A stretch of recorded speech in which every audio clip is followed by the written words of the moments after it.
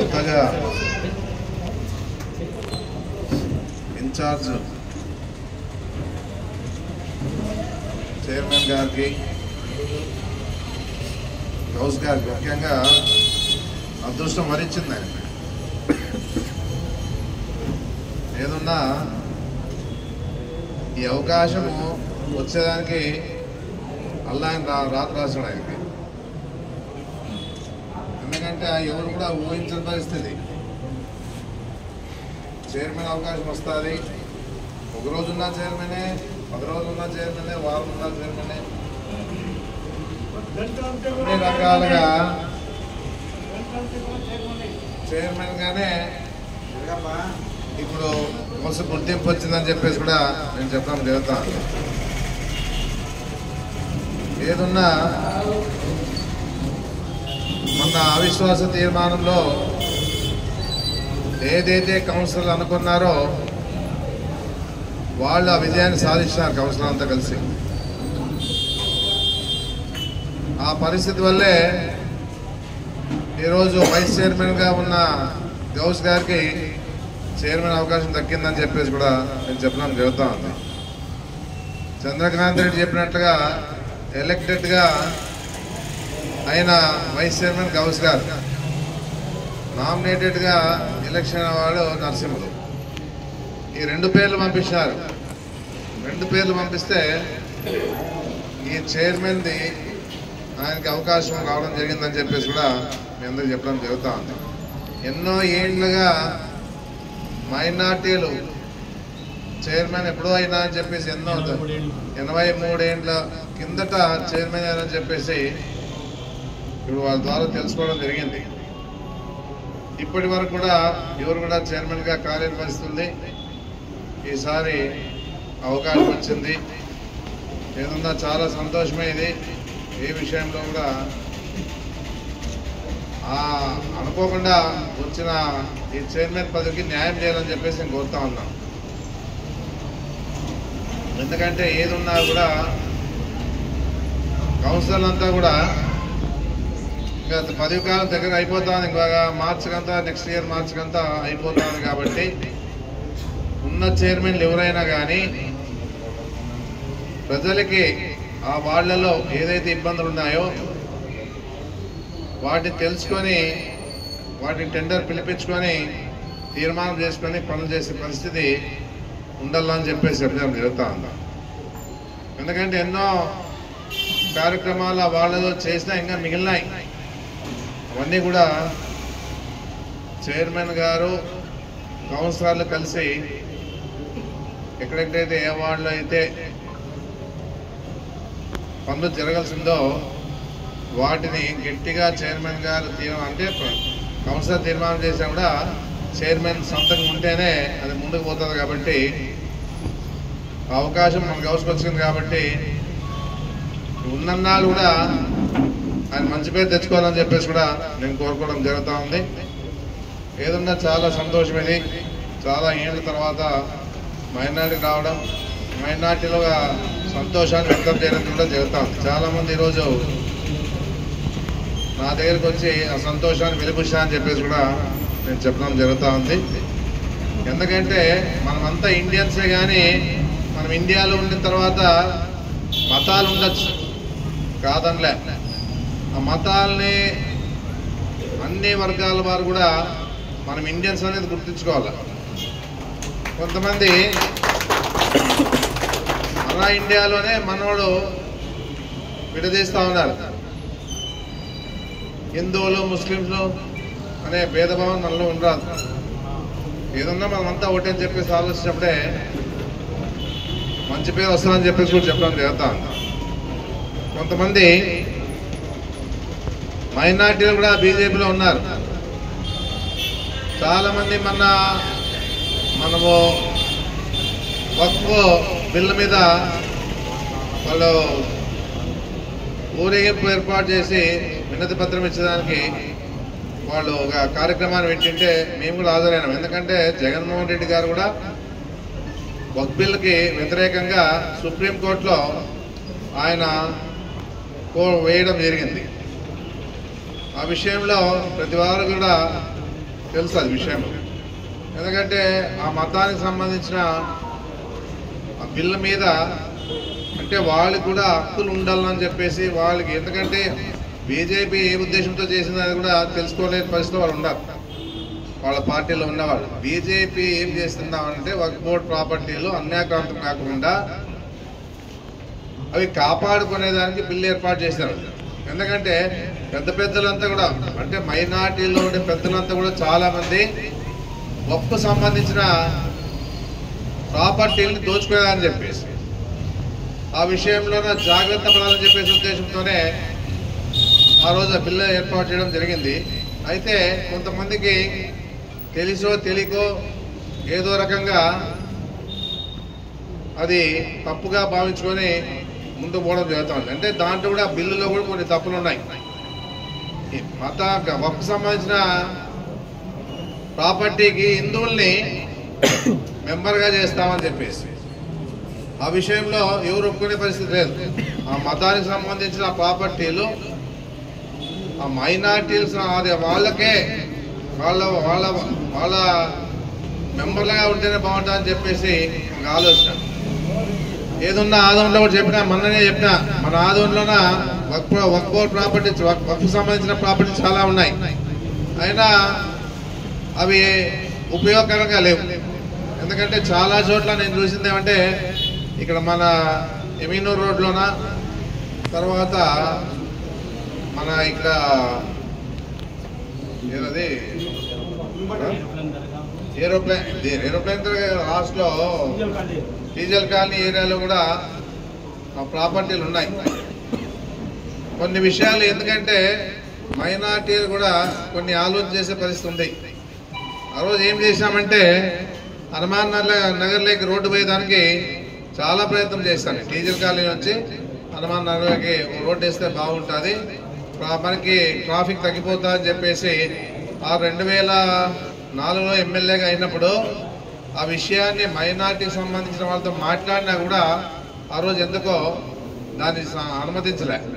ఆ విధంగా ఉంటుంది. ఎందుకంటే అక్కడ పోతా ఉండేది వక్ఫ్కు సంబంధించిన ల్యాండ్లో పోతా ఉంది. ఏదున్నా కూడా ఆ రోజు ఆ విధంగా సపోర్ట్ చేసింటే మనకి ట్రాఫిక్ తగ్గిపోతా ఉంది, జనాభా పెరుగుతూ ఉంది, ట్రాఫిక్ తగ్గిపోతా ఉంది. ఆ విషయంలో ఆ రోజులో ప్రయత్నం చేసే కాలే. అందుకే ఏదున్నా కూడా అందరికీ కలిసిమెలిసి ఉన్నాం కాబట్టి, హిందువులు ముస్లిమ్స్ అంతా బాగా కలిసిమెలిసి ఉన్నాం కాబట్టి అన్నిటికీ సమ్మతించి ఊరుకోరు సంతోషంగా ఉండేదానికి మనం ఉండాలి, కానీ వ్యతిరేకంగా పనిచేయాలని చెప్పేసి నేను కోరుతా ఉన్నాను. ఏదున్నా ఇప్పుడైనా మైనార్టీ కాలేజ్ కట్టించినాం అక్కడే. ఎందుకంటే వక్ఫ్ బోర్డ్ ప్రాపర్టీలోనే మైనార్టీ సంబంధించిన ఉర్దూ కాలేజ్ కట్టించాం ఆ మహిళలకి. నేను ఒకటే చెప్పిన, అక్కడ ఏర్పాటు చేస్తా ఉన్నాం కాలేజు. అక్కడ ఉన్నటువంటి మహిళలు చుట్టూ తిరిగిపోవాలంటే ఇబ్బంది అవుతుంది. ఇప్పుడైనా మనం ఆ రోడ్డు వేసుకుంటే మహిళలకి అంటే మైనార్టీ మహిళలకు ఇబ్బంది లేకుండా ఉంటాయని చెప్తే అప్పుడు ఒప్పుకున్నారు, అందరూ కూడా ఒప్పుకున్నారు. ఆ విధంగా మన ప్రభుత్వం మారిపోయింది కాబట్టి అది నిలబడిపోయిందని చెప్పేసి కూడా నేను చెప్పడం జరుగుతాను. ఏదైనా ఈ విధంగా ఉన్నటువంటి, ఎందుకంటే ఎగ్జాంపుల్ చెప్తాను మీకంతా కూడా, అందుకే మనం అంతా ఒకటే కాబట్టి ఎవరికి ఏదైనా హిందువులైనా ముస్లిమ్స్ అయినా ఒక మంచి కార్యక్రమానికి అందరూ కూడా సపోర్ట్ చేసి నిలబడితే కొన్ని మంచి కార్యక్రమాలు ప్రజలకు ఇబ్బంది లేకుండా మనం ఏదైనా చేసుకోవచ్చు అని చెప్పేసి కూడా నేను చెప్పడం జరుగుతా ఉంటాను.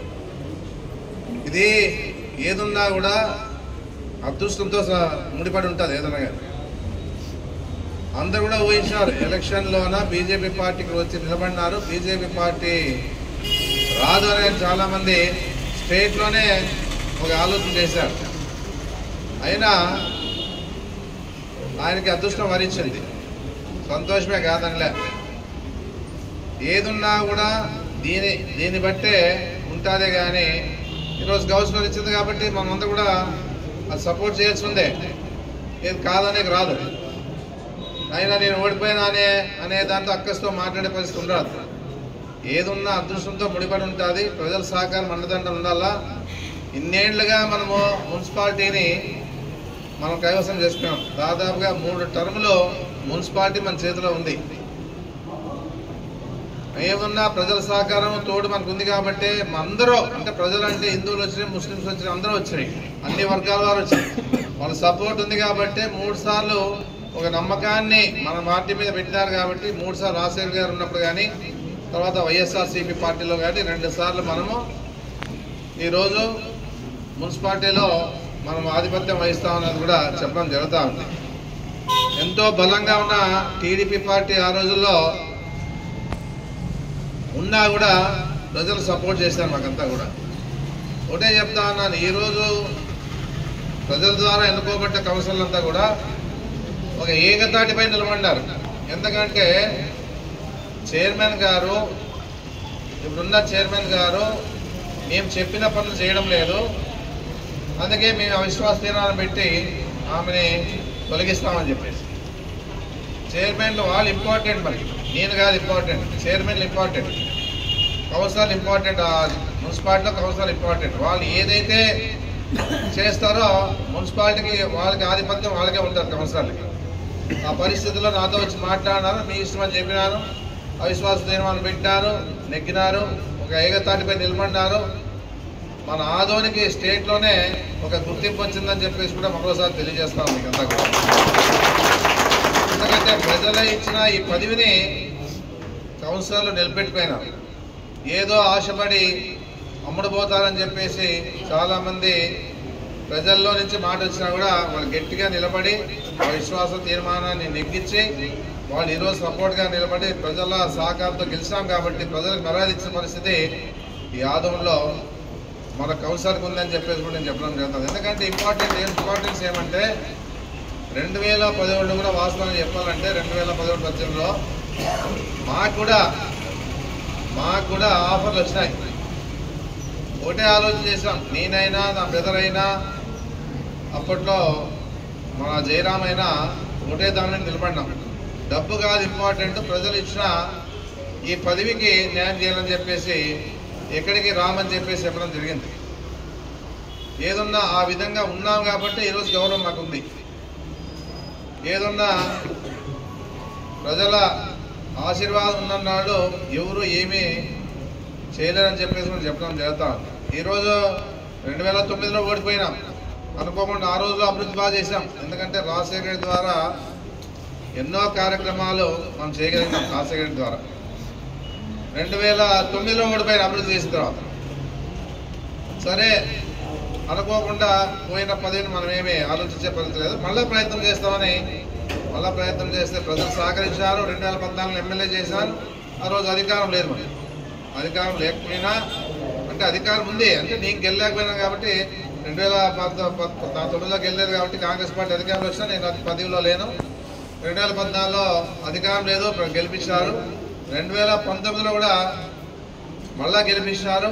ఆ రోజు అధికారం ఉంది కాబట్టి ఈరోజు ఆదోళనలోన మనం అన్ని విధాలుగా మున్సిపాలిటీ ద్వారా కానీ గవర్నమెంట్ ఫండ్స్ కానీ చేయగలిగినాము, చేసామని చెప్పేసి చెప్పడం జరుగుతాను. నేను ఒకటే అనుకుంటా, నా అభివృద్ధి ఎప్పుడైతే చేస్తే అప్పుడు ఓడిపోతా అని చెప్పేసి ఈరోజు తెలిసింది నాకు.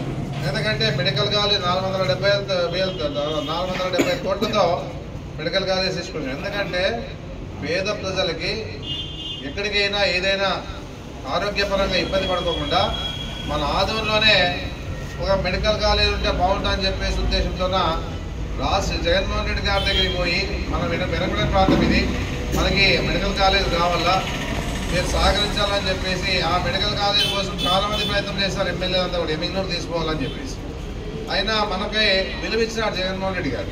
ఇచ్చిన తర్వాత 475 కోట్లతో మెడికల్ కాలేజ్ ఇచ్చి స్టార్ట్ చేసి ఈ ఇయర్లో కంప్లీట్ చేయాలని చెప్పేసి ఆల్రెడీగా డాక్టర్లు వచ్చినారు, అందరూ వచ్చినారు.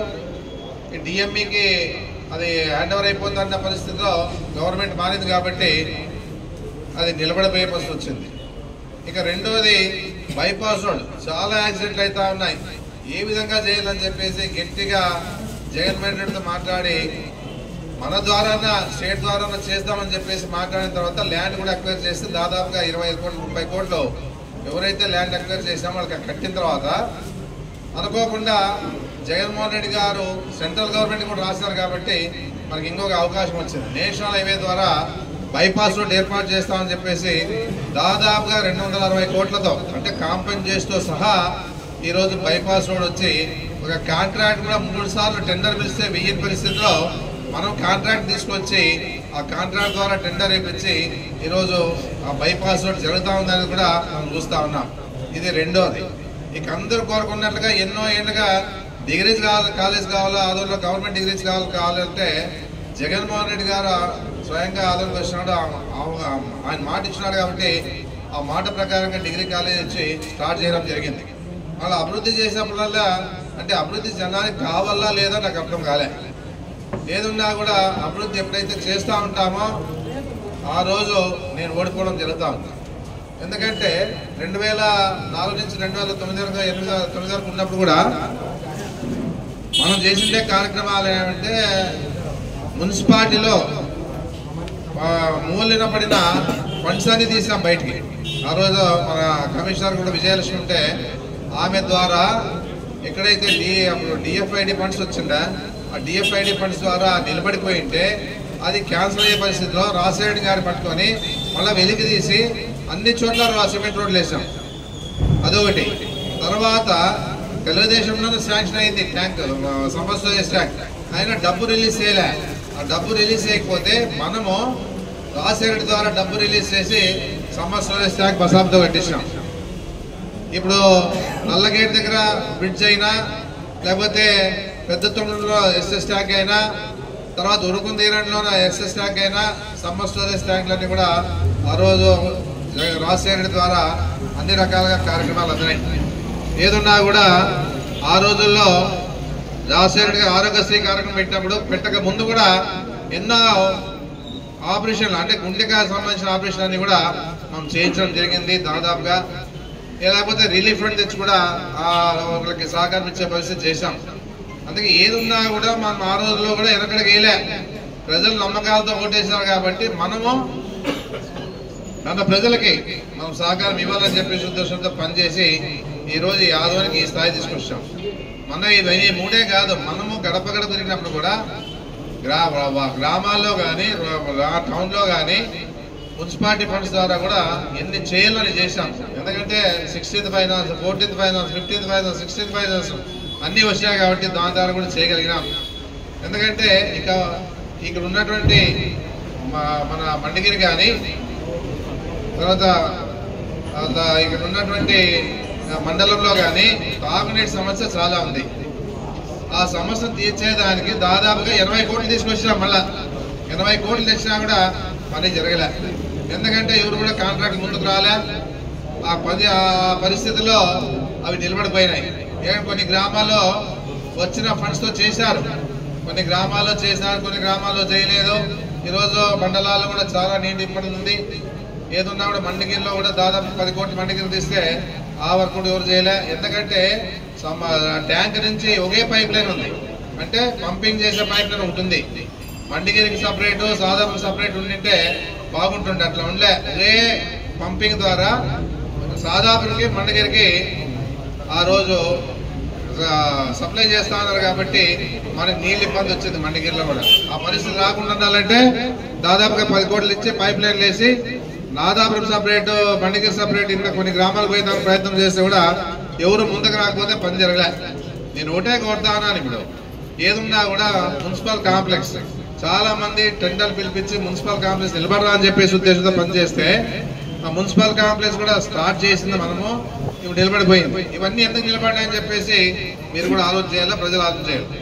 ఏదన్నా మెడికల్ కాలేజ్ నిలబడిపోయింది, ఇక్కడ మున్సిపల్ కాంప్లెక్స్ నిలబడిపోయింది. ఇక చేసే చాలా పనులు ఉన్నాయి ఆదోళనలో. ఒకటే చెప్తాను, ఎవరైతే ఇబ్బంది ఎమ్మెల్యేగా ఉన్నారో ఆ రోజు ఏం చెప్పినారు, నేను సెంట్రల్ నుంచి 500 కోట్లు తీసుకొచ్చి అభివృద్ధి చేస్తాను అని చెప్పేసి. ఎట్లా వస్తాయి ఇవి? ప్రజలు నమ్మినారు.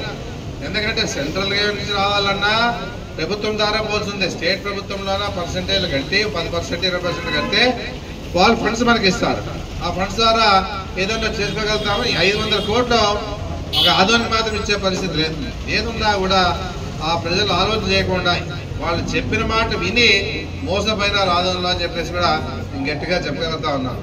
ఎందుకంటే ప్రతి వారు ఆలోచించాలి. ఈరోజు కులమందం పెట్టదు, ఇవాళ కులపరంగా ఇస్తే కులం అన్నం పెట్టదు అంటే పెద్దలు చెప్పినారు కులం వేరి బాయిలో పాస్ వేరని.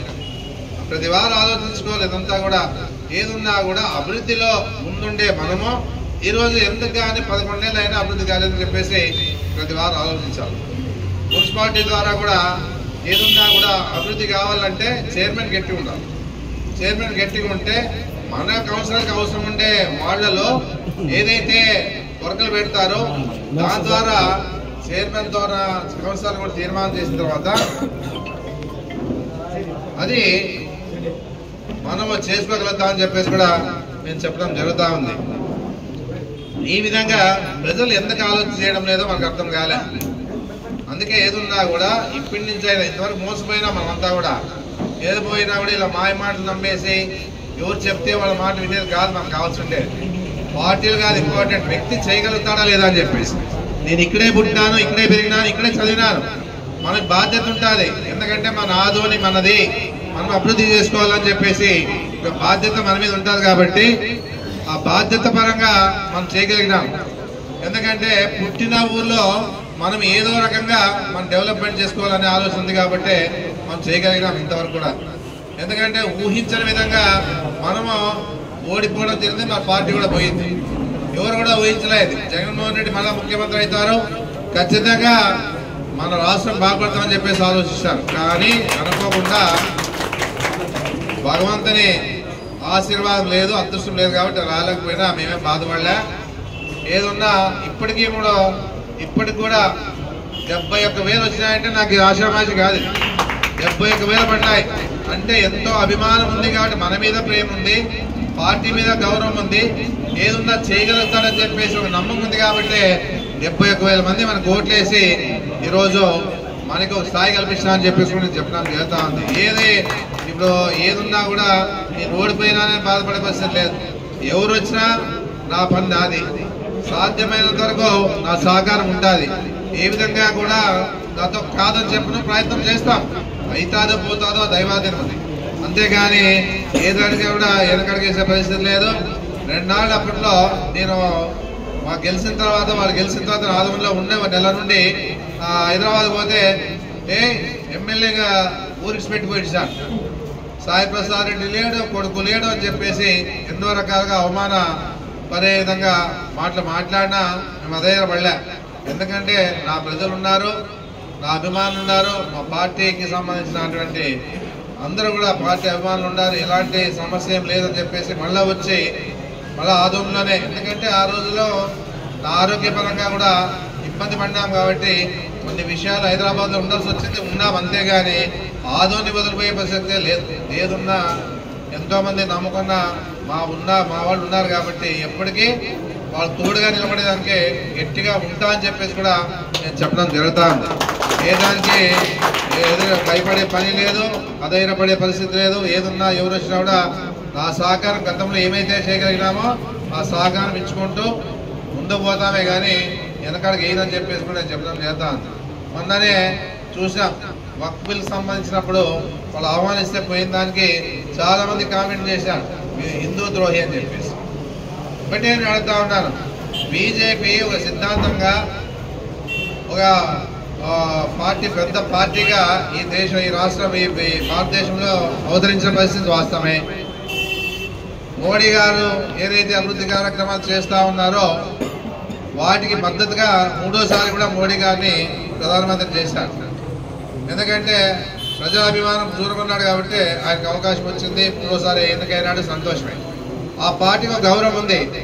ఇక్కడ ఉండే ఈ బీజేపీ పార్టీని అడ్డం పెట్టుకొని ఇష్టానుసారంగా సోషల్ మీడియాలో కొన్ని కామెంట్లు పెడతా ఉంటే పరిస్థితి చూస్తూ ఉంటే బాధపడతా ఉన్నాం. ఆ బీజేపీ పార్టీ గౌరవం లేకుండా వీళ్ళు ఈ విధంగా మాట్లాడడం చాలా బాధాకరంగా ఉంది.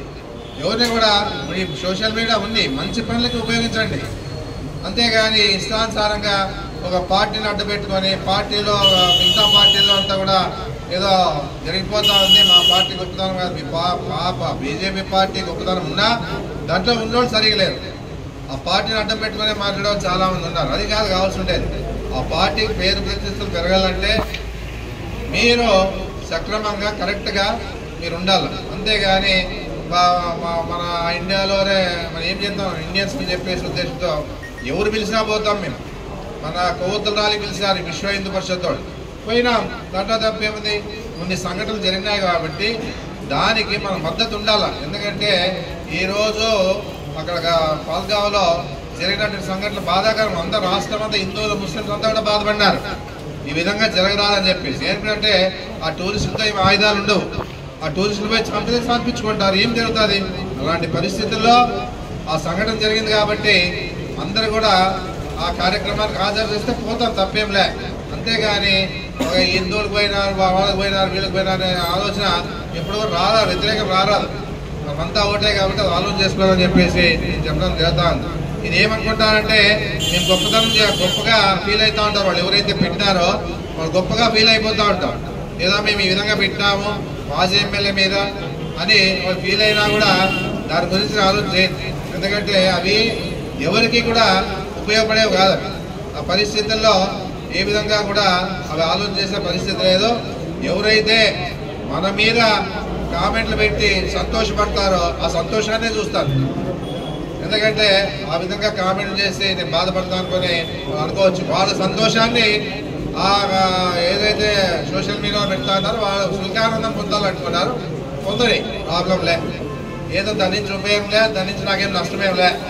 ఏదున్నాడు ఒకటే చెప్తాను, ఇంకా చిన్నతనం మీది మీకు అనుభవం లేదు, మా అనుభవంతో చెప్తా ఉన్నాము. జాగ్రత్తగా ఆ పార్టీని అభివృద్ధి చేసుకోవాలన్నా, పార్టీకి పేరు రావాలన్నా కూడా ఇలాంటివన్నీ సోషల్ మీడియాలో పెట్టి మేము గొప్పలు అనుకుంటే తప్పని చెప్పేసి మనం చెప్పడం జరుగుతాం.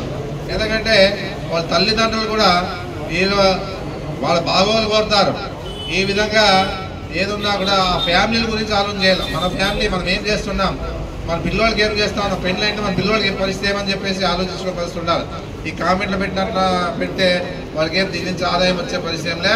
వాళ్ళేం ఎమ్మెల్యేలు కాదు, వాళ్ళేం ఎమ్మెల్యేలు అవుతారు. ఎమ్మెల్యే ఈరోజు ఏం చేస్తారు అనేది బీజేపీలో కష్టపడి పనిచేసిన వాళ్ళు, బీజేపీ వాళ్ళు కష్టపడి దాంట్లో ఆర్ఎస్ఎస్ వాళ్ళు కానీ అభిమానులు కానీ బాగా కష్టపడి తెలుగుదేశం పార్టీ సపోర్ట్ కానీ తర్వాత జనసేన సపోర్ట్ తీసుకొని ఒక పార్టీ 3 పార్టీలు కలిసి గెలిచిన తర్వాత అది ఆలోచన చేసుకోవాలా. ఇప్పుడు ఆడు ఎవరున్నారు, కష్టపడిన వాళ్ళు ఎవరు లే, మన పార్టీ నుంచి పోయిన వాళ్ళు ఆధిపత్యం చెలాయిస్తా ఉన్నారు. అది అలా తెలుసుకోవాల్సి ఉంటే దాని మీద కామెంట్ చేయండి. అంతేగాని మీకు ఈ విషయాలు తెలిసి కూడా మీరు మాట్లాడలేకపోతా ఉన్నారంటే మీకు ఇంకా ఎవరు చెప్తారు, ఎవరు చెప్పలేరు. ఏదున్నా మీ వాళ్ళు కష్టపడినారు, ఆర్ఎస్ఎస్ వాళ్ళు కష్టపడినారు, బీజేపీ వాళ్ళు కష్టపడినారు, తెలుగుదేశం వాళ్ళు కష్టపడినారు, జనసేన వాళ్ళు కష్టపడినారు. ఆ విధంగా పార్టీ ఇక్కడ బీజేపీ పార్టీ అధికారంలోకి వచ్చింది. కానీ ఇప్పుడు ఎవరున్నారా కష్టపడిన వాళ్ళు ఎవరూ లేరు. మన పార్టీలోంచి పోయిన వాళ్ళే అంత గట్టిగా వాళ్ళని సపోర్ట్ చేస్తున్నారు. కాబట్టి బీజేపీ కూడా కష్టపడిన వాళ్ళంతా ఆడిపోయినా తెలియదు. దాని మీద కామెంట్లు పెట్టి మంచి పేరు తెచ్చుకోవడం. కానీ ఈ విధంగా మనమంతా కలిసిమెలిసి ఉన్నాం కాబట్టి అలాంటి కామెంట్లు పెట్టుకోకుండా మంచి పేరు తెచ్చుకోండి అని చెప్పేసి కూడా నేను వాళ్ళకి చెప్పడం జరుగుతూ ఉంది. ఏదున్నా సరే ఈరోజు రేపు మళ్ళా ఎన్నైనా కామెంట్లు రావచ్చు. ఎందుకంటే అదృష్టాన్ని మన గౌరవం వరించింది. ఎందుకంటే ఇది మా జోన్లోన చరిత్ర, ఇది మనకు గుర్తులేదు. మనమేమి 83 ఏళ్ళలో అంటే మనకి ఏమో అప్పుడేం తెలియదు. మనకి ఎవరున్నారు కూడా ఆ పేరేమో కూడా మనకు తెలియదు. ఈరోజు అంటూ చరిత్ర ఆదంలో మైనార్టీల పరంగా చైర్మన్ అనేది అందరూ సంతోషపడే పరిస్థితి ఉంది. ఏదన్నా మైనార్టీలు ఒకటే కోరుతాను, ఎప్పుడున్నా కూడా ఏదైనా కానీ మొన్న జరిగిన ఎలక్షన్లో కూడా కొంతమంది బీజేపీకి వేశారు, కొంతమంది కాంగ్రెస్కి వేశారు. 9 వాళ్ళు ఇక్కడ మెజార్టీ వాళ్ళు 9 వాళ్ళు మైనార్టీలు ఉంటే 5 వాళ్ళు మెజార్టీ వచ్చింది, 4 వాళ్ళు పోయింది. ఎందుకంటే ఏదున్నా కూడా ఒక నమ్మకంతో ఒక పార్టీ నమ్మకం ముందుకు పోవాలా. ఎందుకంటే రాజశేఖర రెడ్డి గారు 4% రిజర్వేషన్ తెచ్చాడు మైనార్టీలకి. రాజశేఖర రెడ్డి గారు ఆరోగ్యశ్రీ తెచ్చారు, ప్రజలు ఆరోగ్యంగా ఉండాలని చెప్పేసి. ఏదున్నా జగన్మోహన్ రెడ్డి అడుగు ముందుకేసి అమ్మఒడి కార్యక్రమాన్ని పెట్టాడు, ప్రతి వాళ్ళు చదువుకోవాలని చెప్పేసి. ఇవన్నీ మర్చిపోయి ఏ ఎలక్షన్లు వచ్చినప్పుడు ఇక ఉన్న పార్టీలు కాకుండా ఉన్న పార్టీని వదిలేసుకొని ఇంకో పార్టీకి ఓటు వేస్తే ఇట్లే జరుగుతుంది. నాకు జరిగినట్లు. అందుకే ప్రతి వారు కూడా ఆలోచించే మనస్తత్వం ఉండాలి. హిందువులు కానీ మైనార్టీలు కానీ ఎవరికి ఉపయోగపడుతుంది ప్రభుత్వం నుంచి అని చెప్పేసి ఆలోచన చేస్తే బాగుంటుందని చెప్పేసి కూడా నేను కోరుతా ఉన్నాను. ఏదున్నా చైర్మన్ గారు చెప్తా ఉన్నాను, ఎంతో సంతోషంగా ఈరోజు చైర్మన్ అయినా సంతోషమే. ఉన్నన్నాళ్ళు మీరు ఎప్పుడైతే కౌన్సిల్ పెడతారో ఆ కౌన్సిల్లో ఏదైతే మన వాళ్ళలో ఉన్న వాళ్ళు ఏదైతే సమస్యలు ఉంటే దాన్ని పరిష్కరించి మంచి పేరు తెచ్చుకోవాలని చెప్పేసి కౌన్సిలర్కి సపోర్ట్గా ఉండాలి. కౌన్సిలర్ ఎంతసేపు ఉన్నా కౌన్సిలర్ ద్వారా సపోర్ట్ చేశారు కాబట్టి కౌన్సిలర్ నుంచే ఈరోజు చైర్మన్ అవకాశం మీకు వచ్చింది. కాబట్టి మీరంతా కూడా సహకారం ఇచ్చి మనకి ఆధునిక డెవలప్మెంట్లోనే దృష్టి పెట్టి నేను చైర్మన్ అని చెప్పేసి అహంకారంలో పోకుండా ఏదున్నా కూడా అణిగి పెరిగి ఎదిగే కొద్దీ అడగాలంట. ఎదిగే కొద్దీ ఎదిగినావు కాబట్టి తగ్గి నీవు బాగా ఆదోళనలో ఉన్నన్నాళ్ళు చైర్మన్ పదవి ఉన్నన్నాళ్ళు కూడా బాగా సపోర్ట్ చేసి కౌన్సిలర్కి వాళ్ళకి అండగా ఉండాలని చెప్పేసి ప్రజలకి న్యాయం చేయాలని చెప్పేసి కోరుకుంటూ ఈరోజు ఎంతో సంతోషంగా ఉన్న చైర్మన్ గౌస్ గారు కూడా ఈ కార్యక్రమానికి కూడా వచ్చినటువంటి ప్రతి వారు కూడా ఎంతో అభిమానంతో వచ్చినటువంటి పెద్దలు అయితేనేమి చిన్న యూత్ అయితేనేమి అన్ని వర్గాల వారు కూడా ఐక్యతతో వచ్చి ఏదున్నా కూడా మీరు ఆయన సపోర్ట్ చేసి నా దగ్గరకు వచ్చి సన్మాన కార్యక్రమం చేశారు. కాబట్టి ఈ విషయాన్ని మీ అందరికి తెలియజేస్తూ మీ అందరికి అభినందనలు తెలియజేస్తూ ఈ వచ్చిన గౌస్ గారికి చైర్మన్గా ఎన్నుకోబడ్డాడు కాబట్టి మంచి పేరు తెచ్చుకోమని చెప్పేసి నేను తెలియజేస్తూ సెలవు తీసుకుంటాను. నమస్కారం.